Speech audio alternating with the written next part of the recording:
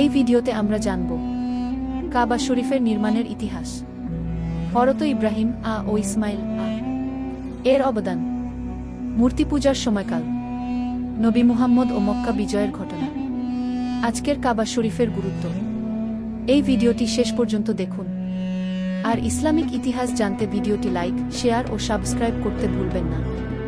এই পৃথিবীতে এমন একটি ঘর আছে যার দিকে ফিরে দিনে 5 বার মাথা নত করে কোটি কোটি মানুষ। এই ঘর কোনো রাজপ্রাসাদ নয়, তবুও এটাই পৃথিবীর সবচেয়ে সম্মানিত ঘর। এটাই কাবা শরীফ। কিন্তু জানো কি, কাবা শরীফের ইতিহাস শুরু হয় আজ থেকে হাজার হাজার বছর আগে।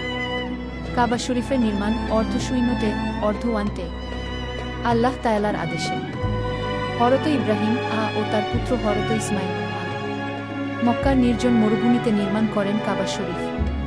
তারা দোয়া করেছিলেন, হে আল্লাহ, আমাদের এই কাজ কবুল করুন। কাবা ছিল তাওহীদের প্রতীক, এক আল্লাহর ইবাদতের কেন্দ্র। শিরকের সময়কাল অর্ধওয়ান্তে দুপনেতে সময়ের সাথে সাথে মানুষ পথভ্রষ্ট হয়ে যায়। কাবা শরীফে স্থাপন করা হয় 360টি মূর্তি। আল্লাহর ঘর পরিণত হয় মূর্তি পূজার স্থানে। কিন্তু আল্লাহ তার ঘরকে কখনো একা ছেড়ে দেন না। নবী মুহাম্মদ ও কাবা দুপনেতে ত্রিপনেতে এই মক্কাতেই জন্ম নেন। আল্লাহর শেষ রাসূল হযরত মুহাম্মদ, তিনি মানুষকে ডাকেন এক আল্লাহর পথে।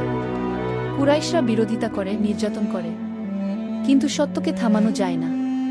630 খ্রিস্টাব্দে নবী শান্তিপূর্ণভাবে বিজয় করেন মক্কা।